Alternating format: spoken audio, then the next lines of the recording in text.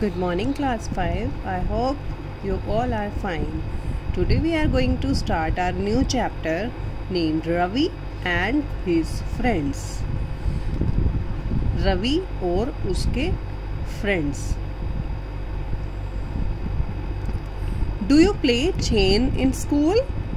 Chain means कि जैसे आपने अपने फ्रेंड को कुछ कहा, फिर फ्रेंड ने आगे उसमें कुछ ऐड करके सेंटेंस में नेक्स्ट को कुछ कहा, या मतलब कोई भी ऐसी गेम जिसमें चेन बनता हो. जैसे आपने सपोज़ कि आपने किसी वन पर्सन का हैंड पकड़ा, उसने आगे फिर वन पर्सन का हैंड पकड़ा, मतलब ऐसे हैंड टू हैंड. आपने कभी कोई इस तरह का चेन वाला गेम कभी खेला. What happen if one person in the chain fall out, कि क्या होता है जब कोई एक पर्सन जो है वो चेन उसके कारण मतलब टूट जाती है. Have you heard of a food chain? आपने EVS में फूड चेन के बारे में सुना है. With the help of the pictures and the clues gives include inside the boxes complete the food chain given below. Okay, firstly we are not going to read these sentences. I'm showing you the pictures. This is a plant, this is frog, this is about caterpillar, peacock and then snake. Okay, so it grows on the ground. ये ground पे उगता है. It looks like a worm and eat the leaves. ये जो है एक worm की तरह लगता है, कीड़े की तरह लगता है, और ये क्या खाता है? leaves खाता है. And then it hops on 4 legs. hop करता है ना frog. And eat the insect that eats the leaves. ये खाता है किसको?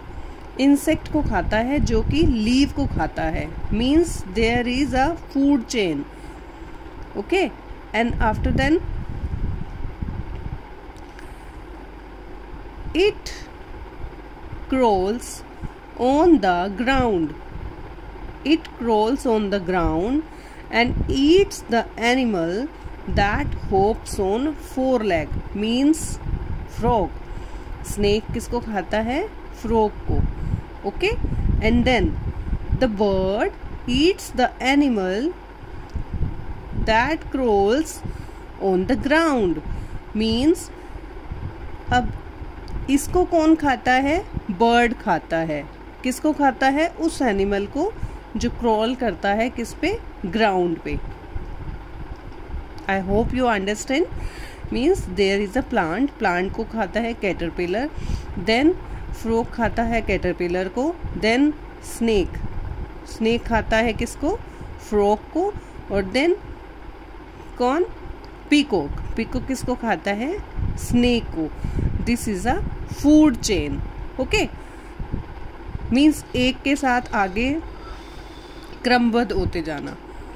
Okay, in this chapter there is a boy named Ravi. Okay, पहले हम ये डिस्कस करते हैं कि हमें ना अपने घर में सभी को कभी ना कभी मतलब ऐसा होता है कि घर में अगर 5 पर्सन है तो सबके अपने अपने इंटरेस्ट होते हैं, लेकिन किसी ना किसी का एक इंटरेस्ट ये भी होता है कि पेट रख लेना, चाहे वो कैट है, डॉग है, रैबिट है, कुछ भी, एनीथिंग. बट ये जो चैप्टर है इसमें बहुत ही इंटरेस्टिंग चैप्टर है. इसमें जो पेट है वो फ्रॉग्स हैं एज अ पेट. 2 फ्रॉग्स हैं. Okay,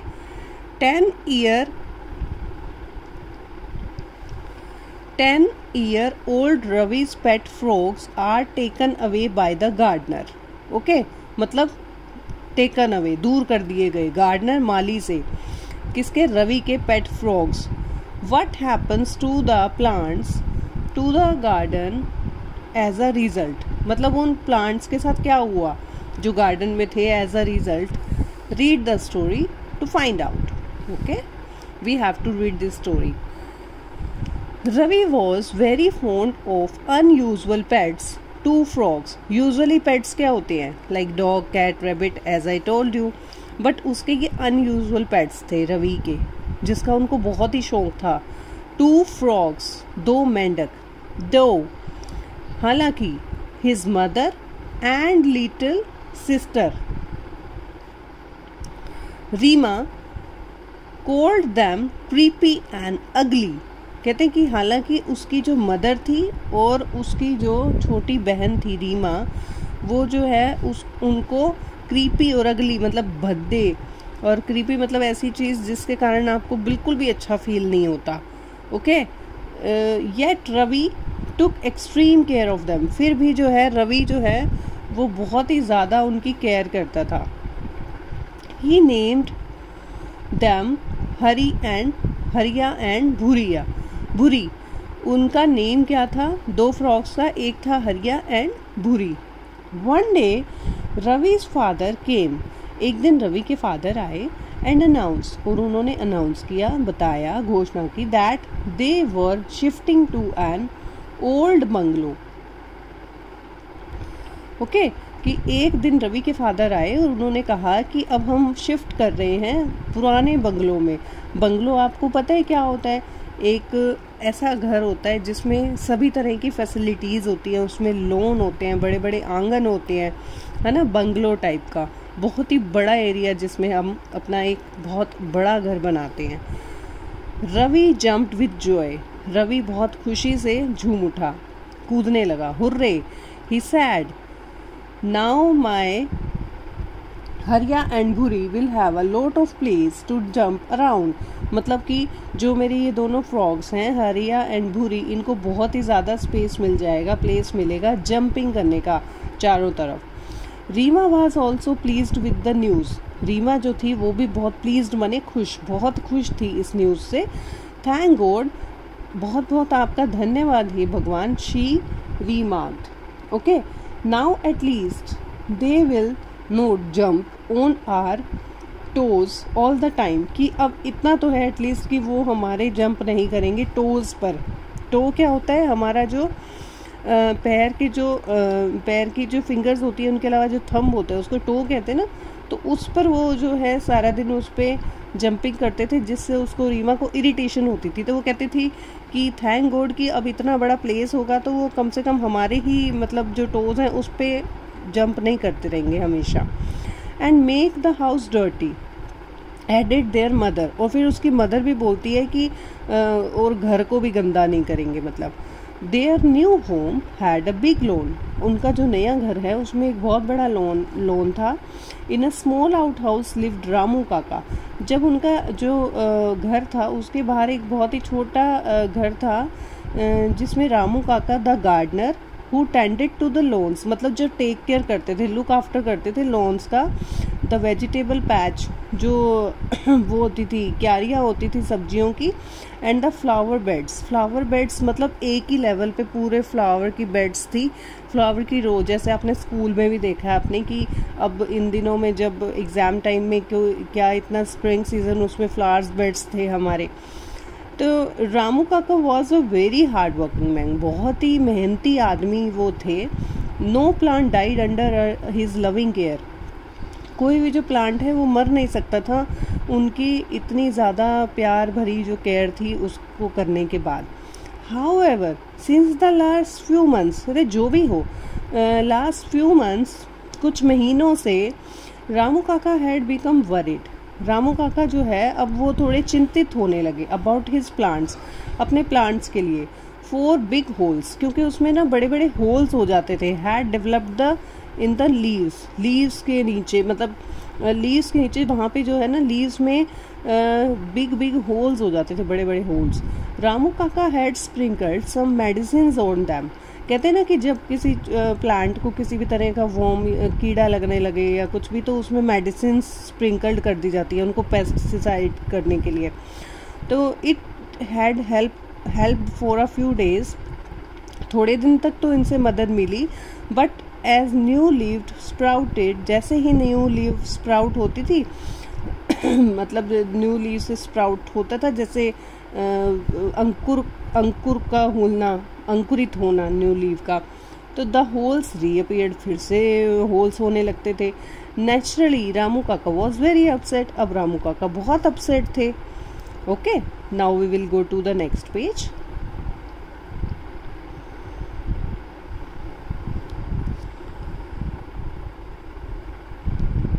Yes. Soon the monsoon arrived. Monsoon is one of the seasons. Okay, जिसमें रेनी सीजन रहता है. तो जल्दी ही मानसून आया. As the first dark grey clouds appear in the sky, कहते हैं कि जैसे ही मतलब पहला दिन जो है डार्क ग्रे क्लाउड्स मतलब एक बारिश जैसा मौसम होने लगा आसमान में. भूरी laid many eggs. भूरी ने काफ़ी अंडे दिए. The eggs turned into tadpoles. Tadpoles कौन होते हैं? Baby of frogs. जो एग थे वो किस में टर्न हो गए? tadpoles में. The tadpoles become small frogs. अब वो क्या बन गए? जो tadpoles थे छोटे छोटे मेंढक बन गए. Now the frog were all over the garden. अब जो है गार्डन में हर जगह फ्रॉग ही फ्रॉग हो गए. And the vegetable beds croaking and jumping. मतलब कहाँ पर? वो ऑल ओवर द गार्डन है. वेजिटेबल बेड्स जितने भी मतलब बगीचे में और वेजिटेबल्स की जितनी भी क्यारियाँ थी वो वहाँ पर अपना क्रॉक क्रॉक उनकी जो साउंड होती है वो करते थे, कूदते थे. ठीक है. Even Ravi lost count all of them. मतलब रवि उनकी काउंटिंग भी भूल जाता था कि कितने हो गए अब ये. मीनवाइल उसी टाइम पे रामू काका notice something very peculiar. Ramu Kaka ने नोटिस किया कि उनमें से जो है ना कुछ जो है पेक्युलियर मीन्स स्ट्रेंज, कि बहुत ही अद्भुत से थे. Okay. None of the leaves were eaten up any more. कहते हैं कि अब जो है ना none of the leaves were eaten up any more मतलब इतनी जो है लीव नहीं खाई जाती थी. They were all shiny and healthy.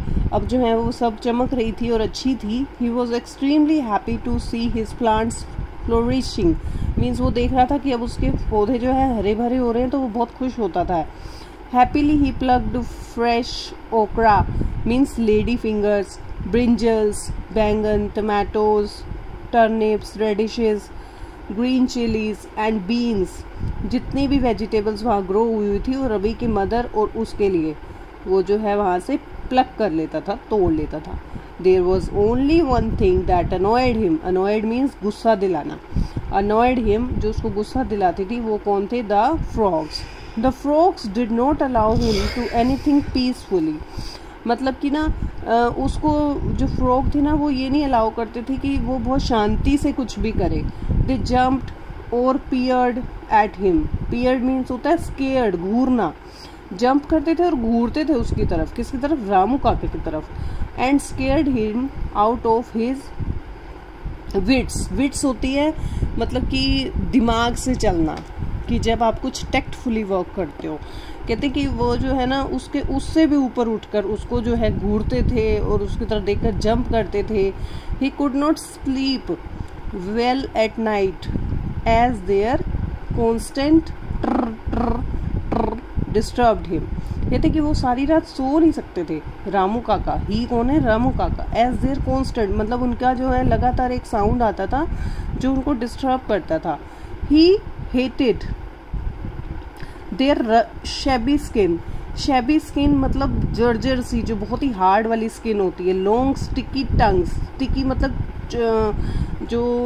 Sticky मतलब चुंबक के टाइप की, चिपकने वाली. जो लॉन्ग स्टिकी उनकी टंग होती है जिससे वो अपना प्रे कर लेते हैं, शिकार कर लेते हैं. And big bulging eyes. Bulging मतलब उभरी हुई आइज, बहुत ही ज़्यादा. ओके. मतलब कि ही उसको नफरत करता था उनकी हार्ड स्किन से, चिपकने वाली टंग से और उसके उभरी हुई आइज से. आपने देखा ना फ्रॉग इसी टाइप के होते हैं. Moreover, he was scared that if their numbers kept increasing, they would spoil his flowers and vegetables. मतलब उसको ये डर था कि अगर अब ये नंबर बढ़ गया इनका, मतलब ये और भी बढ़ गए तो फिर ये तो स्पॉइल कर देंगे, नष्ट कर देंगे उसके फ्लावर बेड्स को और उसके वेजिटेबल्स को. One day Ramu Kaka's garden came from the village, grandson. Grandson came from the village to visit him. एक दिन रामू काका के ग्रैंडसन यानी कि बेटे का बेटा पोता आया विलेज से, उनसे विजिट हिम, उनके पास घूमने आया। He too was surprised to hear the loud croaks. वो भी बहुत ज़्यादा हैरान था तेज़ तेज़ क्रॉक्स की साउंड को सुन के। Grandpa, he said, there seem to be a lot of frogs here. कहते हैं कि मुझे ना यहाँ पे बहुत सारे ऐसे लगते हैं जैसे सीन, मतलब कुछ एहसास होना कि लगते हैं कि बहुत सारे फ्रॉग्स हैं यहाँ पे। Yes, my son, agreed Ramu काका। हाँ मेरे बेटे, रामू काका ने सहमति दी। But no one can do anything about them, कि उनके लिए ना कोई कुछ नहीं कर सकता। उन्होंने पूछा वाई, आज द बॉय, लड़के ने पूछा क्यों, जो उनके ग्रैंडसन था। बिकॉज साहिब सन, साहिब मतलब ओनर, ओनर कौन थे, जो उनके रवि के जो फादर थे वो उसके मालिक थे, तो कहा जाता था उनके लिए वर्ड यूज़ किया गया sahib, sahib son. Ravi is very fond of them, कि रवि को उनका बहुत शौक है। He loves to play with them, उनको उनके साथ खेलना बहुत अच्छा लगता है। And put them in his pocket, और उनको अपनी पॉकेट में रखना बहुत अच्छा लगता है। सेड द ओल्ड गार्डनर, बूढ़े माली ने कहा। How horrible it must be to hold a frog in your hand, कि कितना डरावना होता होगा, मतलब कितना स्कैरी था, मतलब डरावना सा होता है कि ना कोई अपने हाथ में फ्रॉक को होल्ड कर ले, रख ले। Said the boy making a face, कहते कि ना एक ऐसा फेस बनाते हुए, मतलब इरिटेट होते हुए, कि हाउ इट इज़ पॉसिबल कि one can hold a frog in his hand, है ना। So if you so wish I can help you get rid of them in no time, मतलब कुछ भी टाइम नहीं लगेगा, अगर आप चाहते हो गेट रेड, मैं आपको उनसे छुटकारा दिला सकता हूँ। किसने बोला, किसने बोला, ग्रैंडसन ने। वेरी गुड, ग्रैंडसन ने बोला किसको, गार्डनर को। व्हाट विल यू डू, तुम क्या करोगे। There is a man in our village who buys frogs, हमारे गांव में एक आदमी है जो फ्रॉग को बाय करता है। Tonight we will catch all of them and put them in a gunny bag. Gunny bag means a sack making of jute. Jute से बना हुआ होता है वो सैक, बोरी, उसमें हम जो है उनको आज रात को डाल देंगे। Tomorrow morning I shall leave for the village before anyone wakes up. और कल मॉर्निंग में किसी के भी उठने से पहले हम जो है उनको जो है यहाँ से विलेज से निकाल देंगे। So students, I am thinking कि for today it's enough. So for today you have to read this chapter. What is the name of the chapter? The Ravi and his friends. Okay, Ravi और उसके दोस्त। तो मैंने अभी आपको काफ़ी कुछ इस चैप्टर के बारे में बताया। बाकी का स्टोरी जो है हम नेक्स्ट वीडियो में करेंगे, यानी कि कल करेंगे। So till then you have to read the chapter 2 times, okay, and you have to do these words. Once again I am explaining you. Tended to means cared for, looked after, जैसे कि मैंने आपको बताया था जब हम read कर रहे थे। peculiar, peculiar यानी कि strange, बहुत अद्भुत। peered at, stared at, घूरना। Gunny bag, a sack made of jute की बनी हुई सैक।